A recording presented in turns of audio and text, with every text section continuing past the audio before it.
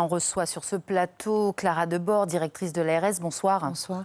Alors, premier cas secondaire, est-ce que cela veut dire que le confinement n'a pas été bien respecté ou bien appliqué ou bien compris? Ça veut dire au contraire que nous avons bien repéré les proches des personnes qui sont malades et nous leur avons adressé une consigne de confinement strict avec des recommandations très claires d'appel du 15 lorsque celles-ci commençaient à développer des symptômes.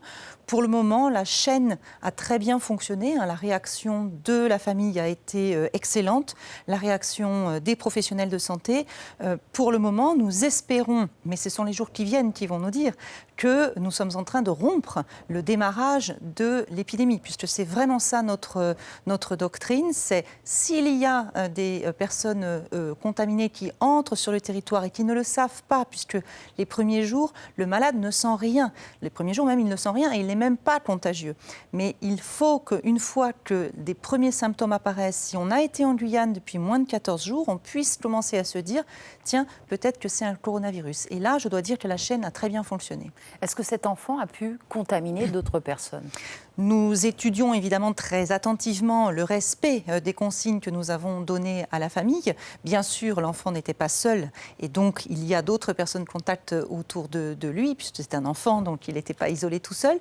Ces personnes, à leur tour, sont naturellement confinées pour la période d'incubation potentielle avec la même consigne d'appeler le 15 et si celle-ci, dans les 14 jours, développe des symptômes. Alors, on va parler tout à l'heure des nouvelles consignes. Que deviennent les 5 malades? Comment se portent-ils? Sont pris en charge par les équipes médicales de la ville et de l'hôpital de façon extrêmement coordonnée et leur état pour le moment n'inspire pas d'inquiétude. Mais notre inquiétude finalement, elle porte beaucoup plus sur les personnes vulnérables qui pour le moment ne sont pas touchées par la maladie et autour desquelles nous devons véritablement organiser un cordon sanitaire.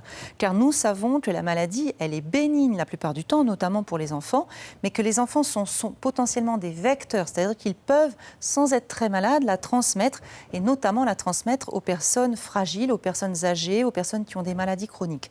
Et donc, à partir de maintenant, au-delà des prescriptions qu'a rappelé Monsieur le Préfet d'interdiction nationale de rassemblement de plus de 1000 habitants, il faut vraiment commencer, si on ne l'a pas déjà fait, à appliquer les mesures barrières, arrêter de se serrer les mains, arrêter de se faire la bise, éviter les fêtes de famille. On évite d'aller voir les personnes âgées dans les établissements, dans les EHPAD par exemple. En fait, véritablement, on les limite au maximum.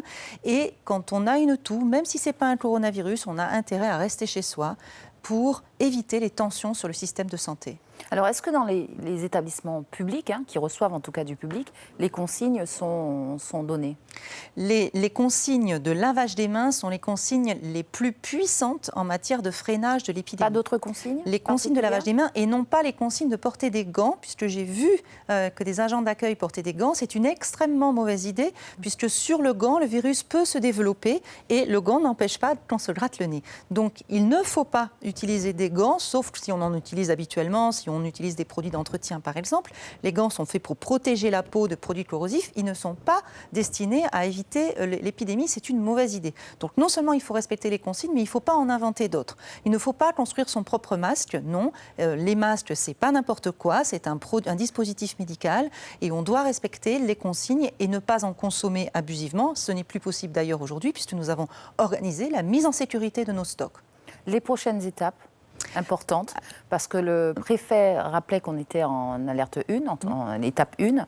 Est-ce qu'on n'est pas loin de passer en étape 2 ou pas? Alors, on passera en étape 2 quand le virus circulera sur le territoire et on verra s'il faut d'ailleurs adapter selon les zones du territoire qui est touché, puisque nous avons un très grand territoire, mais nous travaillons tous les jours de façon extrêmement serrée avec l'ensemble des services de l'État sous la coordination de Monsieur le Préfet. Mais en attendant, et pour que ce stade arrive le plus tard possible, il faut se laver les mains. Nous avons acheté et livré 15 000 savons aujourd'hui pour les établissements scolaires du premier degré qui n'en étaient pas encore dotés, des savons, des essuie-mains, vraiment le lavage des mains, ça doit devenir notre activité préférée. On arrête de se serrer la main, je vois encore des gens qui se serrent la main, c'est difficile. Faisons un petit concours sur la meilleure façon de se dire bonjour, mais on arrête de se serrer la main. On peut faire la révérence. On fait la révérence. Merci Clara Debord. Je rappelle que vous êtes directrice de l'ARS, d'être venue nous éclairer sur ce 6e cas, je le rappelle, confirmé en Guyane. Merci. Suivez l'info sur Guyana Première, télé, radio et Internet.